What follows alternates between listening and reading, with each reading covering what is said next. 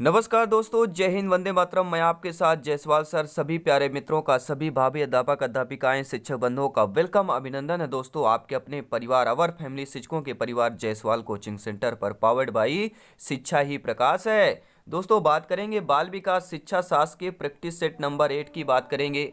महत्वपूर्ण 30 क्वेश्चन रहने वाले हैं। आपको पता है दोस्तों कि आपके सिलेबस के अकॉर्डिंग, आपके एग्जाम पैटर्न के अकॉर्डिंग यहाँ पर 30 महत्वपूर्ण क्वेश्चन रहने वाले हैं। और प्रत्येक क्वेश्चन में हर एक जो अंतिम प्रश्न होता है वह मॉक क्वेश्चन होता है। और कल की क्लास का, कल के प्रैक्टिस सेट का मॉक क्वेश्चन आइए देख लेते हैं। जितने प्यारे भाई बहन शिक्षक बंधु मॉक क्वेश्चन के आंसर दिए हैं, जायसवाल सर सभी को दिल से धन्यवाद करते हैं। सभी मित्रों को जय हिंद, वंदे मातरम। दोस्तों आइए प्रश्न को देख लेते हैं कि शैक्षिक विकास में मूल्यांकन का अर्थ क्या होता है। शैक्षिक विकास में मूल्यांकन का अर्थ होता है छात्रों का प्रगति का आकलन करना, कक्षा अभिलेखों का मूल्यांकन, कार्य निष्पादन का मूल्यांकन या ज्ञान क्षमता का मूल्यांकन। तो शैक्षिक विकास में मूल्यांकन का अर्थ क्या होता है दोस्तों? राइट ऑप्शन हो जाएगा ज्ञान क्षमता का मूल्यांकन। जिन्होंने डी ऑप्शन राइट किया था, बहुत बहुत धन्यवाद। तो चलिए दोस्तों शुरू करते हैं। इस प्रैक्टिस सेट में पहला प्रश्न आपकी स्क्रीन पर है। 30 महत्वपूर्ण प्रश्न रहेंगे और सभी प्यारे मित्र कमेंट बॉक्स में बता भी सकते हैं कि आप लोगों का 30 में से कितना स्कोर है। व्यक्तित्व भिन्नता का क्या अर्थ होता है दोस्तों? हम व्यक्तित्व भिन्नता की बात कर रहे हैं। दो व्यक्तियों में शारीरिक भिन्नता होना। कोई दो व्यक्ति शारीरिक, मानसिक योग्यता और संवेगात्मक दशा में समान और एक जैसे नहीं होते। या दोस्तों, कोई दो व्यक्ति शारीरिक, मानसिक योग्यता में समान और एक जैसे होते हैं। यह उपयुक्त में से कोई नहीं। अगर ये भैया जब एक जैसे होते तो भिन्नता शब्द आता ही नहीं, क्योंकि भिन्नता में एक जैसे नहीं आएगा। भिन्नता मतलब अलग अलग होना। तो अर्थात अकॉर्डिंग टू राइट ऑप्शन, जिन्होंने बी ऑप्शन किया है कि कोई दो व्यक्ति शारीरिक, मानसिक योग्यता और संवेगात्मक दशा में समान और एक जैसे नहीं होते, यही आपकी व्यक्तित्व भिन्नता कहलाती है। बी ऑप्शन सही हो जाएगा। अब देखते हैं दोस्तों, दूसरा प्रश्न आपकी स्क्रीन पर है कि आपके जो पहलू हैं, मनोवैज्ञानिक पहलू ने सीखने के अनुबंधन प्रतिक्रिया सिद्धांत का प्रतिपादन पर प्रयोग करके किया था।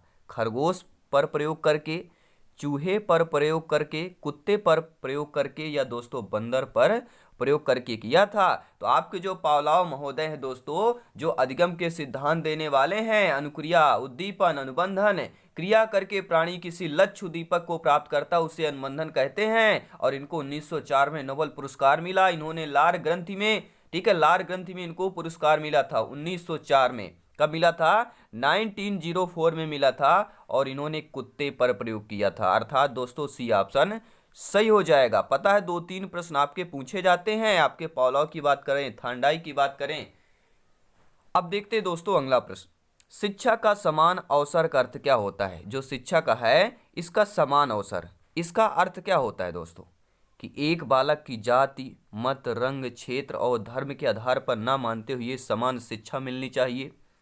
एक बालक को समान शिक्षा प्राप्त होने के बाद अपनी क्षमताओं को साबित करने के अवसर मिलने चाहिए। या दोस्तों, एक बालक को बिना किसी भेदभाव के समान विधियों और सामग्री का उपयोग करने या करके पढ़ाना चाहिए। या एक बच्चे को ऐसी शिक्षा प्रदान करनी चाहिए जो उसके भावी व्यावसायिक जीवन के लिए सबसे उपयुक्त हो।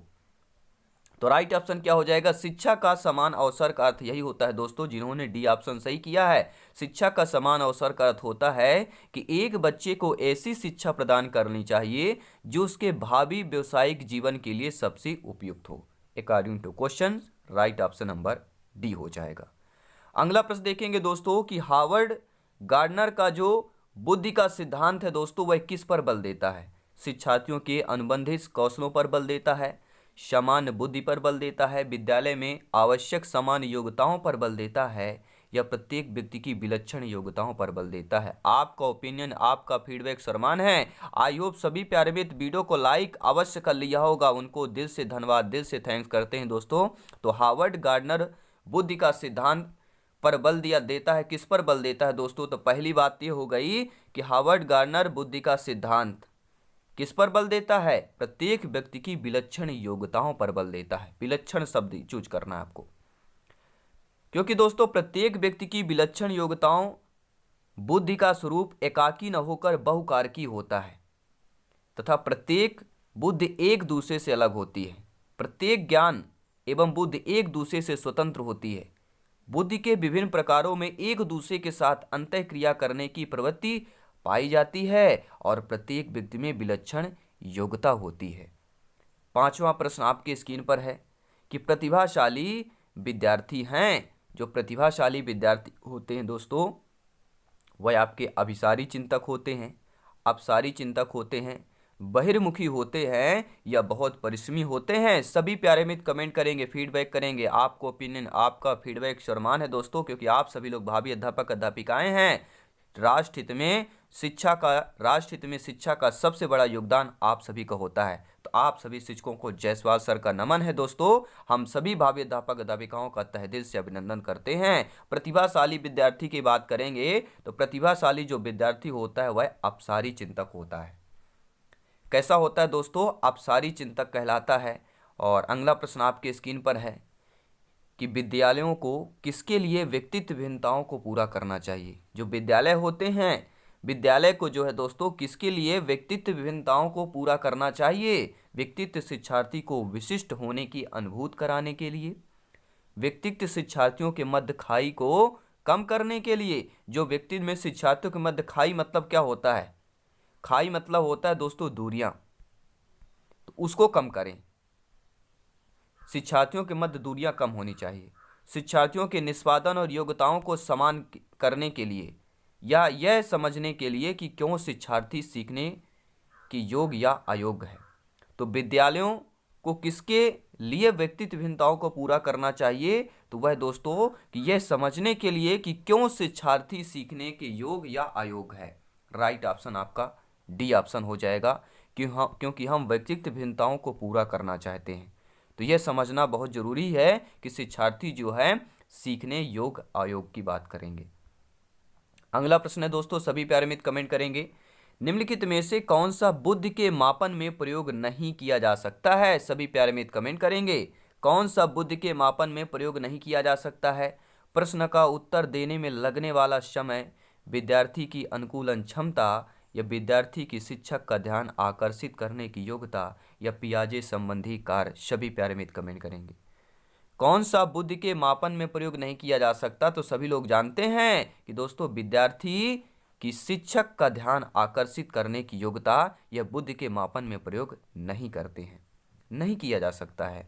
अगला प्रश्न है कि इनमें से कौन सा मूल्यांकन का प्रकार नहीं है? निगेटिव नकारात्मक प्रश्न है। आपको पता है दोस्तों 5 से 10% आप क्या है आपकी कंपटीशन में नकारात्मक नेगेटिव प्रश्न पूछे जाते हैं, और हमारा टारगेट है 30 ऑफ 30 में लाना और सिलेक्शन जरूर से जरूर पाना।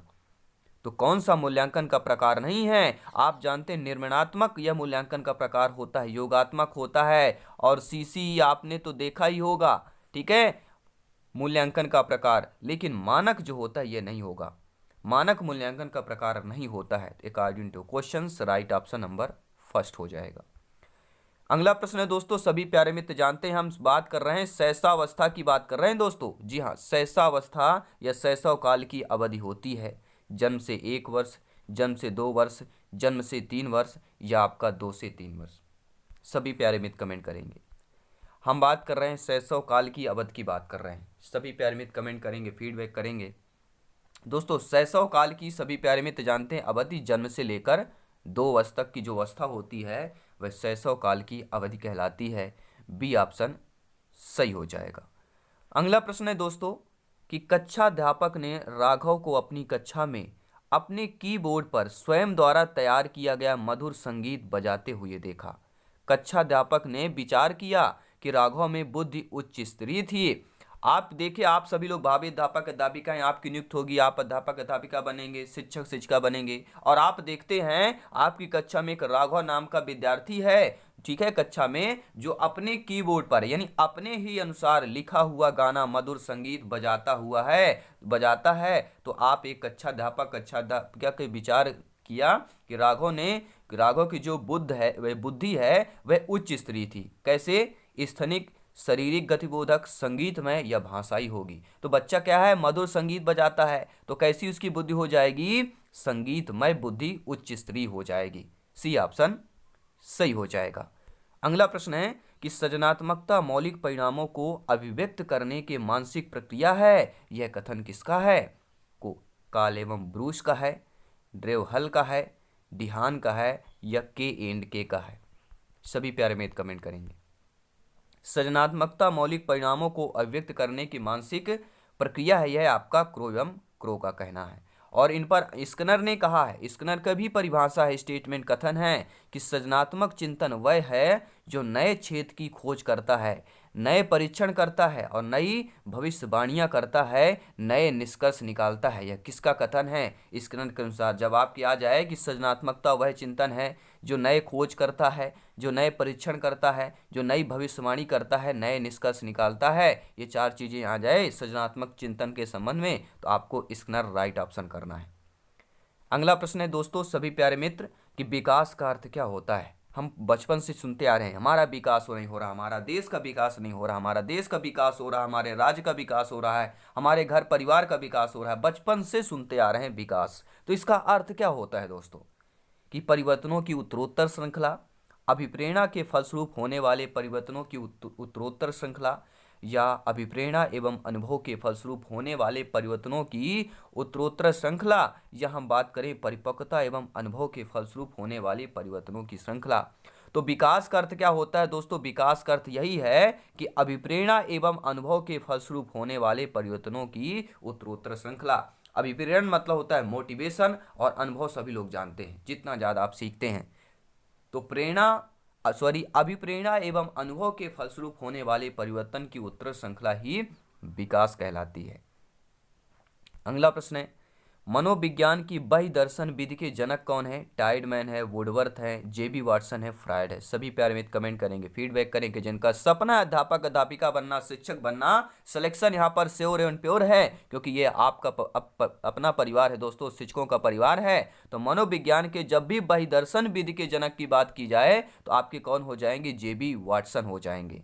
जी हाँ दोस्तों, बाह्य दर्शन विधि या निरीक्षण विधि ये दोनों नाम सेम है। जी हाँ, बाह्य दर्शन विधि आए या निरीक्षण विधि ये दोनों सेम नाम है, और इनके जनक आपके जेबी वाटसन हो जाएंगे। और अगला प्रश्न लाजवाब है, सीधा सिलेक्शन से कनेक्टेड है दोस्तों, कि शिक्षा मनोविज्ञान ने स्पष्ट व निश्चित स्वरूप कब धारण किया? सभी प्यारे मिनट करेंगे।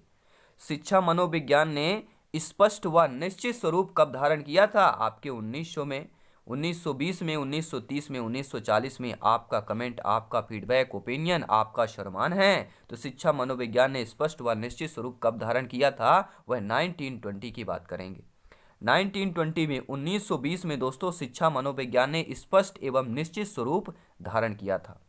आपके जो अमेरिकी मनोवैज्ञानिक थॉर्नडाइक, जुड, स्टेनले, हाल टर्मन आदि के प्रयासों से शिक्षा मनोविज्ञान ने 1920 में स्पष्ट व निश्चित धारण किया था। किनके प्रयासों से? आपके थॉर्नडाइक, जुड, स्टेनले, हाल टर्मन, इन 5 मनोवैज्ञानिकों के प्रयासों से। अगला प्रश्न देखेंगे, इसके बाद 15 बेहतरीन लाजवाब क्वेश्चन है, क्योंकि तैयारी 30 ऑफ 30 की चल रही है दोस्तों। कौल्सनिक शिक्षा मनोविज्ञान का आरंभ किससे मानते हैं? अरस्तु से, सुकरात से, प्लेटो से या लॉक से मानते हैं? तो जो आपके कौल्सनिक है, कौल्सनिक शिक्षा मनोवैज्ञानिक का आरंभ दोस्तों किससे मानते हैं? तो ये दोस्तों अरस्तु से मानते हैं। जी हाँ, जो आपके कौल्सनिक शिक्षा मनोविज्ञान का आरंभ किससे मानते हैं? तो इन्होंने कहा कि अरस्तु का। जी हाँ, शिक्षा मनोविज्ञान का जो आरंभ हुआ अरस्तु से हुआ। किसने कहा है? कौल्सनिक ने कहा है।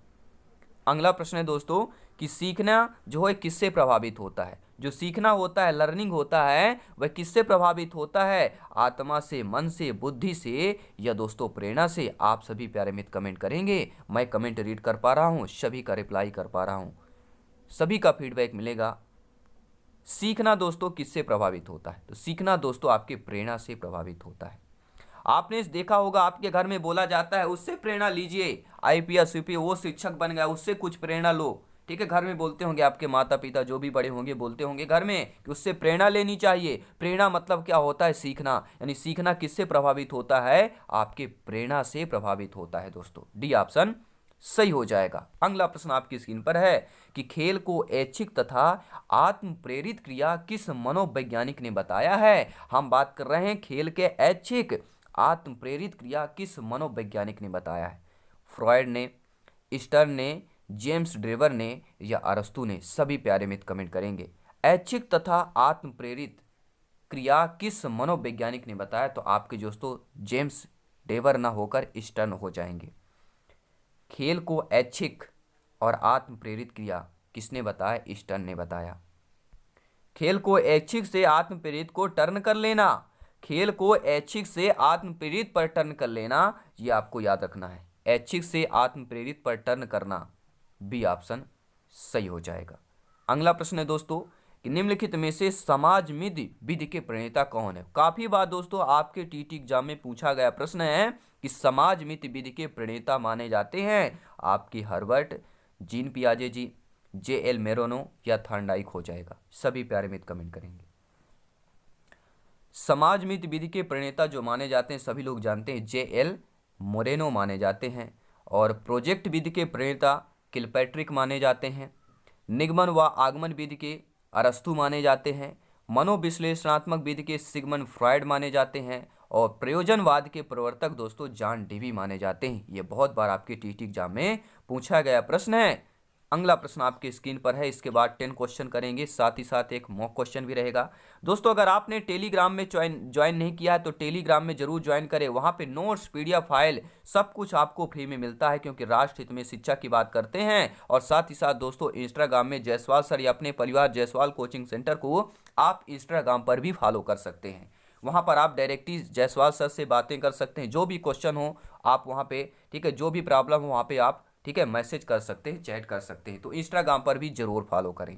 अगला प्रश्न है कि बालकों में खेलों से विकसित होने वाली शक्तियां हैं। जो बालक होते हैं, बालिकाएं होती हैं, उनको खेल के द्वारा जो विकसित होने वाली शक्तियां होती हैं वह शारीरिक, मानसिक, सामाजिक ये सभी होती हैं। तो सभी प्यारे मित्र जानते हैं, आप लोग ज्ञानी हैं, अनुभवी हैं दोस्तों, कि बालकों में खेलों में जो विकसित होने वाली शक्तियां होती है वह शारीरिक तौर पर भी होती है, क्योंकि खेल के साथ व्यायाम भी होता है, और मानसिक भी होता है, और सामाजिकता भी होती है, क्योंकि सभी प्रकार के बच्चे खेलते हैं। तो यहाँ पर क्या हो जाएगा? डी ऑप्शन सही हो जाएगा। अगला प्रश्न है कि मारिया मॉन्टेसरी पद्धति में शिक्षा किस माध्यम से दी जाती है? तो सभी प्यारे मित्र इतना तो जानते होंगे कि जब भी मारिया मॉन्टेसरी पद्धति की बात की जाती है और इसमें शिक्षा का माध्यम पूछा जाता है तो गीतों द्वारा, खेलों द्वारा, उपहारों द्वारा, उपरोक्त सभी। तो सभी प्यारे मित्र जानते हैं, डी ऑप्शन सही हो जाएगा। अगला प्रश्न है दोस्तों कि निम्नलिखित में से अधिगम का सिद्धांत नहीं है। नेगेटिव प्रश्न है, नकारात्मक प्रश्न है कि आपका अधिगम का सिद्धांत नहीं है। संबंधवाद का सिद्धांत, डॉपलर सूज का सिद्धांत, अनुकूलित अनुक्रिया का सिद्धांत या पुनर्बलन का सिद्धांत। सभी प्यारे मित्र कमेंट करेंगे। जी हाँ दोस्तों, कमेंट आ चुका है, मैं रीड कर पा रहा हूं सभी प्यारे मित्र।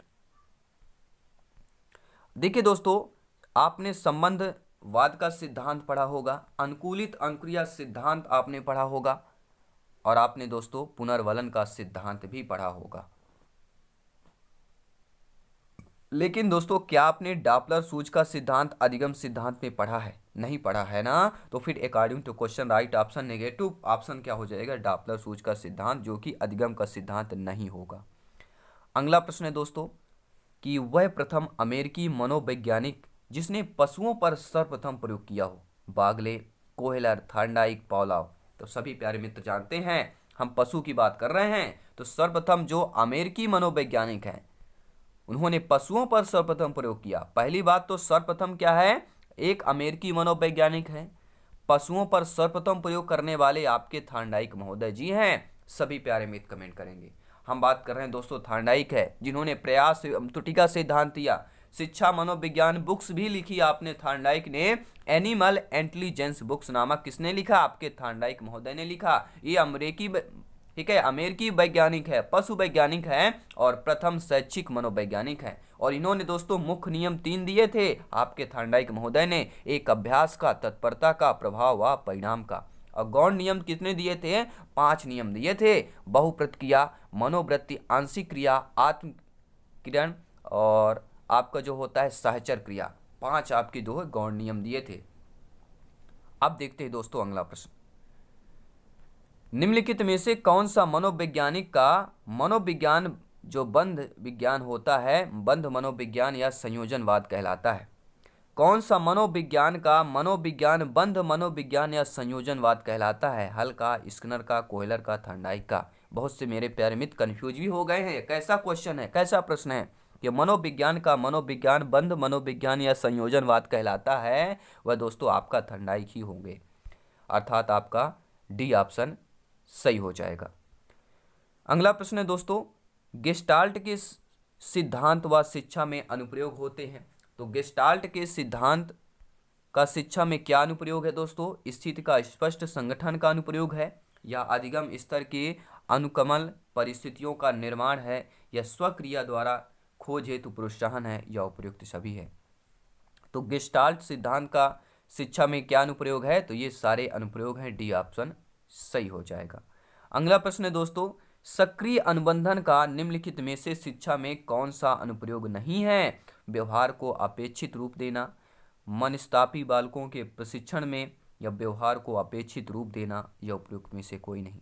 तो सक्रिय अनुबंधन का निम्नलिखित शिक्षा में कौन सा अनुप्रयोग नहीं होगा? तो दोस्तों सक्रिय अनुबंधन में शिक्षा में जो अनुप्रयोग नहीं होगा कि वह व्यवहार को अपेक्षित रूप देना, यह आपका नहीं होगा। तो सी ऑप्शन सही हो जाएगा। अगला प्रश्न है कि एक आदर्श अध्यापक में पाए जाने वाला गुण लोकतंत्रात्मक दृष्टिकोण होता है, विषय वस्तु पर अधिकार होता है, बाल मनोविज्ञान का ज्ञान होता है, ये सभी हो जाएगा। तो आप सभी लोग भावी अध्यापक अध्यापिकाएं हैं, आप दोस्तों अगर एक आदर्श अध्यापक अध्यापिका बनने चाहते हैं तो आप में क्या क्या गुण होना चाहिए, सभी लोग कमेंट करें। आपको दोस्तों लोकतंत्रात्मक दृष्टिकोण होना चाहिए, आपको विषय वस्तु पर अधिकार होना चाहिए, या आपको बाल मनोविज्ञान का ज्ञान भी होना चाहिए, अर्थात आपका डी ऑप्शन सही हो जाएगा। एक आदर्श अध्यापक में पाए जाने वाले गुण उपरोक्त सभी हो जाएगा। अगला प्रश्न है दोस्तों कि चिंतन संज्ञानात्मक पक्ष में एक मानसिक क्रिया है, यह कथन किसका है? हम बात कर रहे हैं, चिंतन की बात कर रहे हैं। चिंतन संज्ञानात्मक पक्ष में एक मानसिक क्रिया है, यह कथन आपके जॉन डीवी का है, गिलफोर्ड का है, क्रूज का है, या रास का है? दोस्तों हम बात करेंगे चिंतन संज्ञानात्मक पक्ष में एक मानसिक क्रिया है, इनको रास यह नहीं बात आई, यह बात इनको रास नहीं आई कि चिंतन संज्ञानात्मक पक्ष में एक मानसिक क्रिया भी होती है। तो यह कथन आपका रॉस का हो जाएगा, सभी लोग नोट करेंगे।